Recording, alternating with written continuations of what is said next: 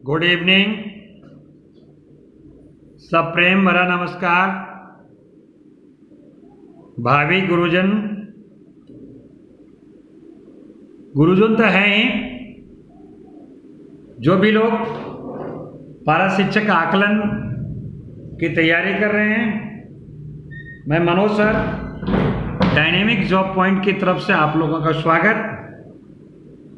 साथ ही साथ प्रत्येक दिन ईवीएस की कक्षा आप लोगों को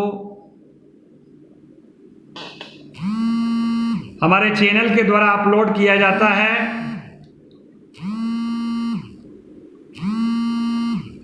तो जो लोग इस चैनल में नए होंगे उस चैनल को सब्सक्राइब कर लेंगे। डायनेमिक जॉब पॉइंट,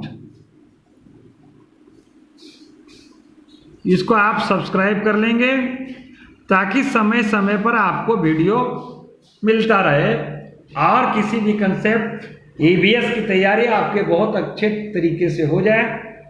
साथ ही साथ ईवीएस के बाद सीडीपी की कक्षा और समय समय पर लाइव क्लासेस भी आपको मिलेंगे इस चैनल के माध्यम से। इसलिए चैनल को जरूर सब्सक्राइब कर लेंगे ताकि आपको समय पर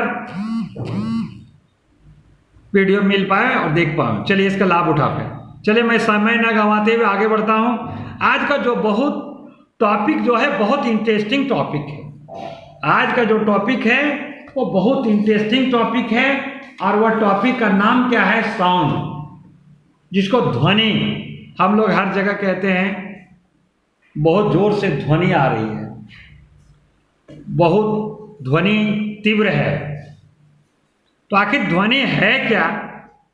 इन सब चीज़ों को देखते हुए मैं आगे बढ़ता हूं और 20 प्रश्न एमसीक्यू हैं। उन एमसीक्यू को देखते हुए सब्जेक्टिव के साथ ऑब्जेक्टिव भी होते जाएंगे। तो पहला है उच्च तीव्रता की भूकंप ज्वालामुखी तथा समुद्री तरंगों के द्वारा उत्पन्न होती है। श्रव्य तरंग, अवश्रव्य तरंग, प्राश्रव्य तरंगें, इनमें से कोई नहीं। तो इसके लिए आपको थोड़ा सा जानना चाहिए कि प्राश्रव्य तरंग क्या है, श्रव्य तरंग क्या है और इनमें से कोई नहीं। तो श्रव्य तरंगें वो हैं तरंगे जिनकी आवृत्ति श्रव्य तरंग जिसकी आवृत्ति 20 हर्ट्ज से 20,000 हर्ट्ज तक पारस की होती है।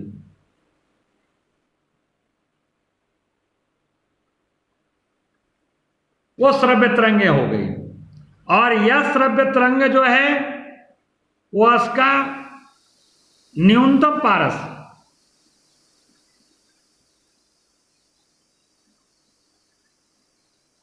पारस जो है 20 हर्ट्ज से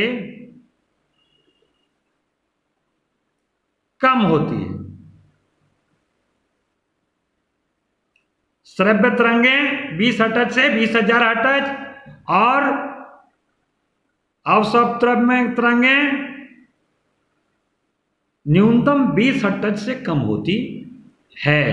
और प्राश्रव्य तरंगें या उच्चतम आवृत्ति की होती है।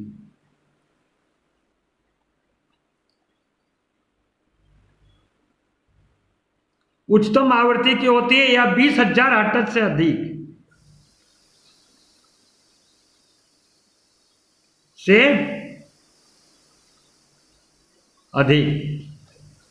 तो कह रहा है इसमें कि उच्च तीव्रता के भूकंप ज्वालामुखी तथा समुद्री तरंगों के द्वारा उत्पन्न होती है। तो वह किस तरंग से उत्पन्न होती है? तो वो होगा अवश्रव्य तरंग। अवश्रव्य तरंगें, ठीक है।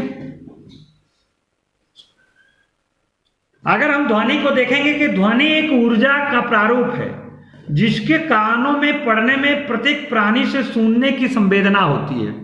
ध्वनि क्या है? एक ऊर्जा का प्रारूप जिसको हम सुनते हैं। कानों में जब पड़ता है तो कोई भी प्राणी सुनने की संवेदना उत्पन्न होती है। या तो किसी वस्तु का कंपन ही ध्वनि कहलाता है।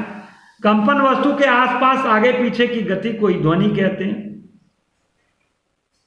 अब हम आगे बढ़ते हुए जिस तरह से एमसीक्यू आएंगे उस तरह से हम क्लियर करते जाएंगे, क्योंकि हम पारा शिक्षक आकलन की तैयारी कर रहे हैं तो कहीं न कहीं हम लोग इन चीज़ों को पढ़े हैं, लेकिन थोड़ा रिवाइज की ज़रूरत है। इसके लिए हम लोगों को देखना है। जो भी लोग पारा टीचर की तैयारी कर रहे हैं या जेटेट की तैयारी कर रहे हैं, ईवीएस से प्रश्न जो उपयोगी प्रश्न है वो हैं। सामान्य श्वास में आने वाली ध्वनि की प्रबलता होती है। सामान्य श्वास जो लेते हैं, श्वास समझ रहे हैं जी, तो उसमें ध्वनि की तीव्रता कितनी होती है? सामान्य श्वास में आने वाली ध्वनि की प्रबलता है 80 डेसिबल, 30 डेसिबल, 10 डेसिबल, 35 डेसिबल। तो ये इसका 10 डेसिबल सामान्य श्वास से आने वाली ध्वनि की तीव्रता। आप देखिएगा धक धक धक धक जब हम सांस लेते हैं तो हमारा फूलता है, हमारे हार्ट से एक आवाज प्रकार की निकलती, उस ध्वनि की तीव्रता 10 डेसिबल होती है। अब आगे बढ़ते हैं। शोर प्रदूषण, ध्वनि प्रदूषण उत्पन्न करने वाले कारक क्या है? आप जानते हैं ध्वनि प्रदूषण क्या है? शोर प्रदूषण, जिसको पोल्यूशन मैंने कहा था ना, pollution is the environmental change by the physical, chemical और biological factor. They are different types of pollution, water pollution, air pollution, sound pollution, noise pollution. इसी में एक ध्वनि प्रदूषण भी है, साउंड पोल्यूशन के ये है। यह उत्पन्न करने वाले कारक वाहन की ध्वनियां, पटाखों का फटना, कूलर, उपरोक्त सभी। अरे जोर से जब आवाज करना, देखिए ध्वनि कर्णप्रिय होनी चाहिए, लेकिन जब जोर से कर्णप्रिय मतलब कान में सुनने लायक अच्छा लगता है ना, लेकिन कर्णप्रिय नहीं हो तो एक और ध्वनि प्रदूषण माना जा सकता है उसको। तीसरा उपरोक्त सभी, सबों की आवाज, वाहनों की भी ध्वनि, गाड़ी जब चलती है उसकी भी आवाज, पटाखों का फटना, कूलर, इसकी आवाज जो आती है तो हम लोगों को लगता है कि हम प्रदूषण है, वो ध्वनि प्रदूषण होता है और वो बहुत जोर से सुनाई पड़ता है। 100 डेसिबल से शोर का प्रबलता स्तर संगत होता है। 100 डेसिबल के शोर से, 100 डेसिबल के शोर से प्रबलता स्तर संगत होगा। सुनाई देने वाला आवाज सामान्य वार्तालाप से, शोर शराबे वाले गली की आवाज, अंध कारखाने की शोर।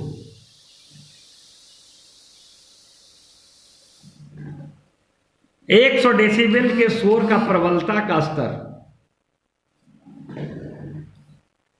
क्या होगा?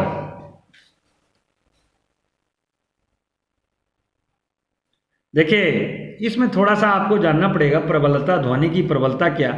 प्रबलता ध्वनि का वह लक्षण है जिसके आधार पर कोई ध्वनि कान में धीमी या तेज सुनाई पड़ती है, और प्रबलता को इकाई से, ध्वनि की प्रबलता को किससे हम व्यक्त कर सकते हैं? डेसिबल से, डीबी से व्यक्त करते हैं। तो इसको अगर आप देखेंगे तो 80 डेसिबल से ऊपर की ध्वनि शारीरिक रूप से कष्टदायक होती है। 80 डेसिबल, 80 डेसिबल से ऊपर की ध्वनि जो होता है वो शारीरिक रूप से कष्टदायी होता है। ठीक है, तो 100 डेसिबल के शोर का प्रबलता स्तर संगत होगा अंतर कारखाने के शोर, शोर शराबे, गली की आवाज से, सामान्य वार्तालाप, सुनाई देने वाला अंतर कारखाने के शोर। आप देखिए 80 डेसिबल तक की ध्वनि हम लोग आराम से सुन लेते हैं, कोई दिक्कत नहीं है, लेकिन इससे ऊपर की ध्वनि जो होती है वह क्या होता है? उसमें परेशानी होती है, शरीर रूप से कष्टदायक होता है। मनुष्य के लिए शोर की सीमा करीब करीब होती है, शोर की सीमा, जिसको हल्ला कह सकते हैं। तो इसका जो होगा वो क्या होगा भाई? 85 डेसिबल। मैंने अभी कहा था ना 80 से ऊपर। चलिए फटाफट समय ना गंवाते हुए आगे बढ़ते हैं। ध्वनि की तीक्ष्णता कंपनों से निर्धारित होती है। ध्वनि की तीक्ष्णता कंपनों के से निर्धारित होती, आवृत्ति से, आवर्तकाल से, प्रबल से, इनमें से कोई नहीं।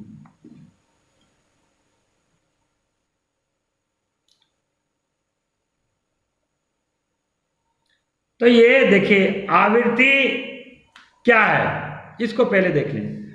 आवृत्ति ये जो है वो क्या होता है, आवृत्ति क्या हुआ, कण के द्वारा 1 सेकेंड में किए गए कंपनों की संख्या, ये आवृत्ति कहलाती है। ठीक है। और आवर्तकाल क्या है, आवर्तकाल का कंपन करने वाले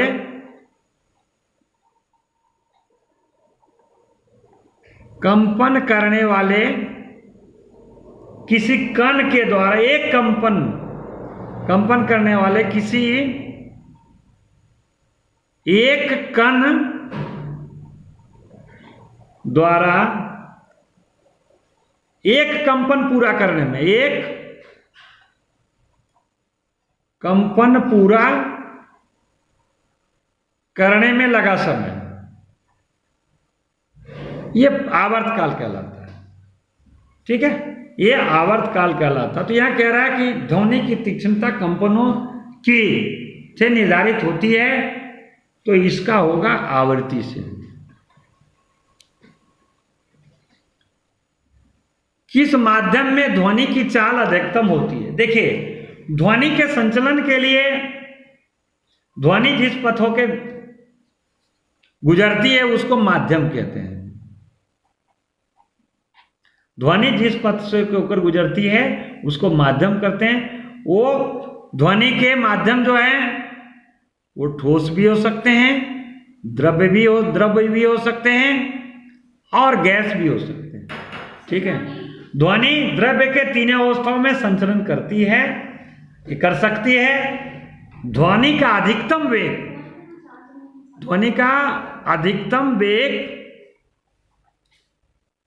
वेग वह ठोस में होता है। ध्वनि का अधिकतम वेग जो है वो ठोस में होता है और सबसे कम, अधिक क्या होता है ठोस में और कम गैस में। तो किस ध्वनि माध्यम में ध्वनि का चाल अधिकतम होगी, तो आप देख लीजिए इसमें भाई, वायु, लोहा, जल, यहां तीनों है, ठोस भी है, द्रव्य भी है और गैस भी है।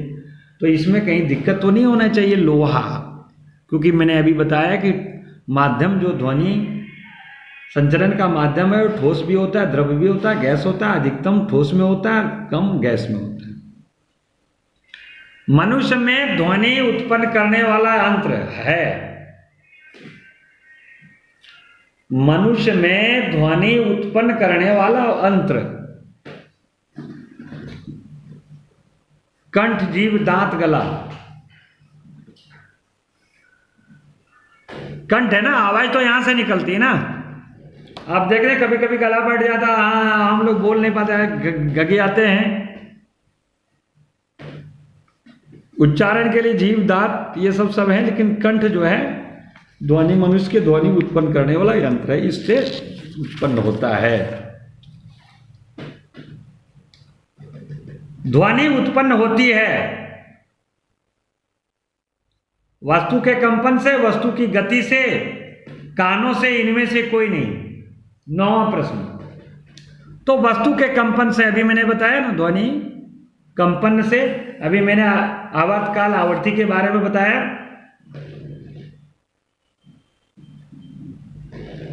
ध्वनि का प्रारूप है कंपन, माध्यम, संवेदना, ऊर्जा। ध्वनि का प्रारूप है कंपन, माध्यम, संवेदना, ऊर्जा। तो ऊर्जा, ध्वनि का प्रारूप क्या है भाई, ऊर्जा है।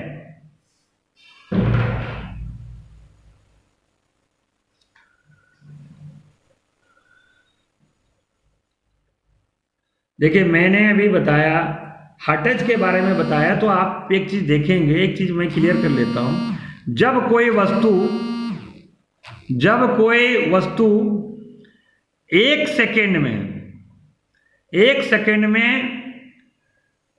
एक बार कंपन करती है,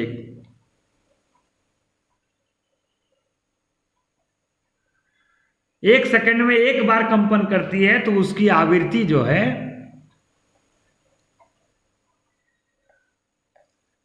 आवृत्ति होती है 1 हर्ट्ज होती है, 1 हर्ट्ज होती है, 1 हर्ट्ज होती है। ठीक है। ध्वनि संचरित हो सकती है केवल वायु या गैसों में, केवल ठोसों में, केवल द्रवों में, ठोस द्रव गैसों में, तीनों में। तो अभी मैंने बताया था ना ध्वनि संचरण के लिए ठोस द्रव्यता गैसों में। ठीक है। चलिए अब 12वां प्रश्न की ओर हम लोग आगे बढ़ते हैं। आयाम का मात्रक है, आयाम मात्रक, आप लोग मात्रक पढ़े होंगे फिजिक्स में।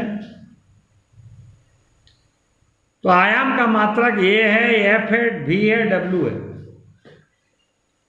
तो आयाम का मतलब ये है। जैसे हम लोग कहते हैं ना, आवृत्ति का मात्रक है हर्ट्ज, डेसिबल, किलोग्राम, मीटर, सभी के मात्रक होते हैं। जैसे हम अगर दूध नापते हैं तो क्या कहते हैं 1 लीटर। अगर किसी वस्तु को तौलते हैं तो हम राइस 1 kg। ठीक है। डिस्टेंस को नापते हैं तो क्या कहते हैं डिस्टेंस 5 किलोमीटर।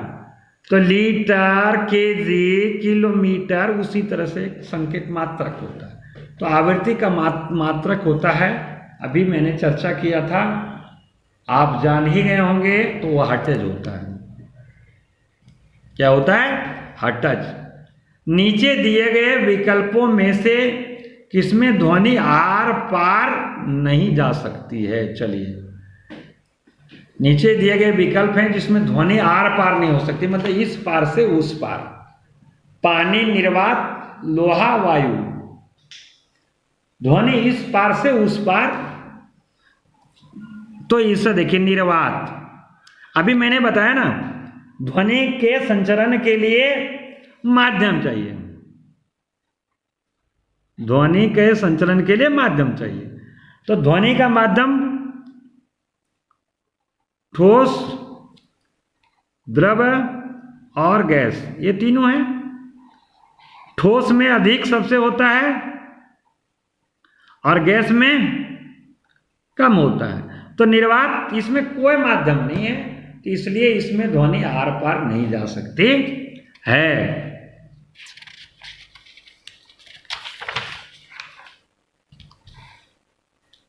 डेसिबल किसे मापने के लिए प्रयोग में लाया जाता है। डेसिबल किसे मापने के लिए प्रयोग में लाया जाता है। खून में हीमोग्लोबिन, वातावरण में ऑक्सीजन, वातावरण में ध्वनि, वायु में कण। 15वां प्रश्न, वातावरण में ध्वनि। ध्वनि डेसिबल जो है वो वातावरण में ध्वनि को नापने में काम आता है।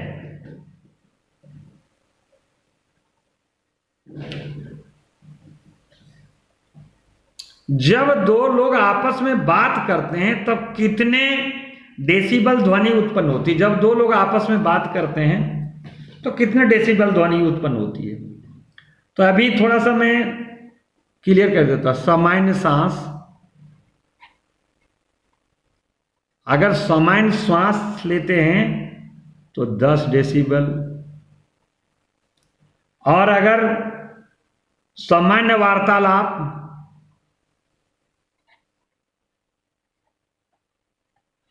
तो 60 डेसिबल। व्यस्त यातायात,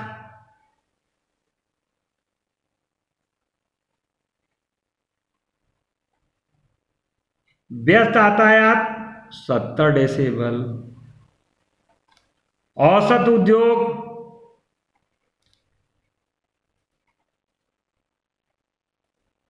80 डेसिबल।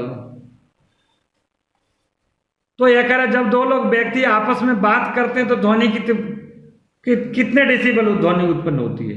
तो इसमें जो ध्वनि उत्पन्न होती है वो आपको लगभग 60 डेसिबल। सामान्य वार्तालाप में प्रबलता की इकाई होती है। प्रबलता की इकाई क्या होती है? तो कि प्रबलता है क्या?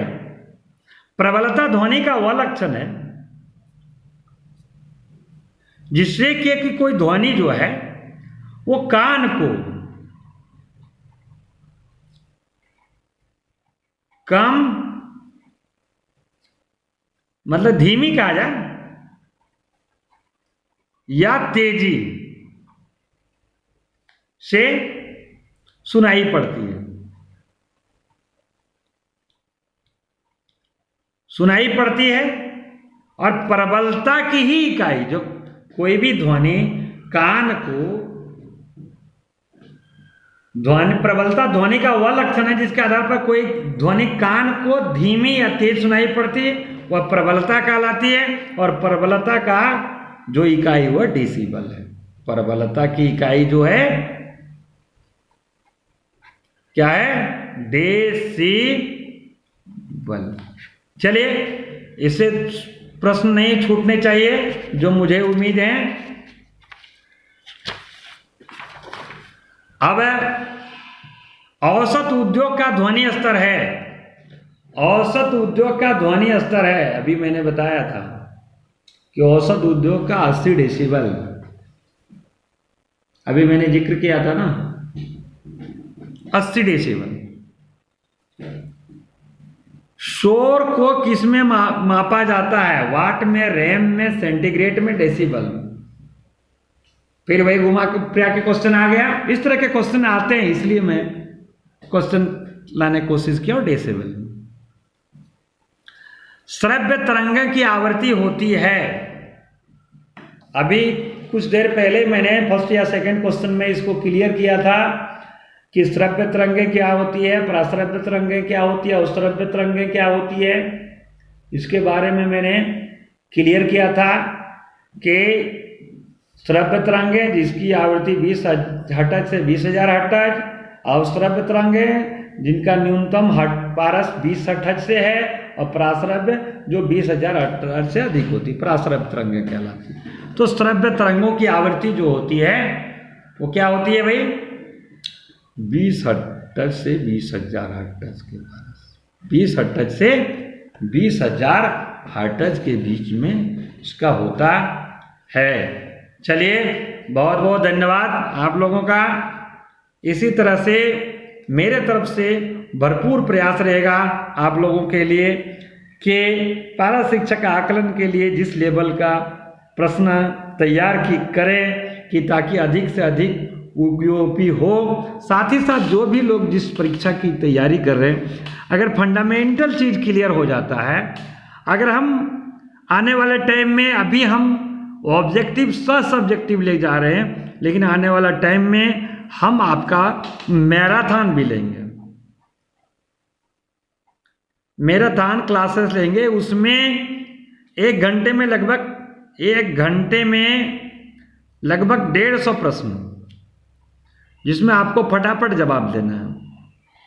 1 घंटे में 150 प्रश्न आपके रहेंगे और उस पर मैराथन क्लासेस होंगे और अधिक से अधिक प्रश्नों को हम लोग आप लोग के सामने रिप्रेजेंट करने की कोशिश करेंगे और आप लोग अधिक से अधिक बेहतर से बेहतर तैयारी करें।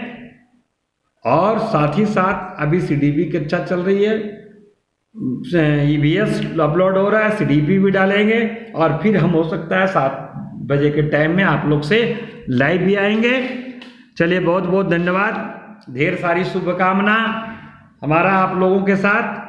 और जो लोग नए हैं इस चैनल को सब्सक्राइब कर लेंगे और वीडियो अगर पसंद आवे तो लाइक करेंगे। आपके लाइक से हम किसी भी टीचर का मनोबल बढ़ता है। आप उसके लाइक करेंगे, कमेंट्स करेंगे, अधिक से अधिक शेयर करेंगे ताकि अधिक से अधिक लोगों के बीच तक वीडियो जा सके और उसका थोड़ा सा भी लाभ अगर उससे मिल जाए तो इसके लिए बहुत बहुत धन्यवाद। चलिए ओके, फिर कल मैं मिलता हूँ नए वीडियो में आपके साथ।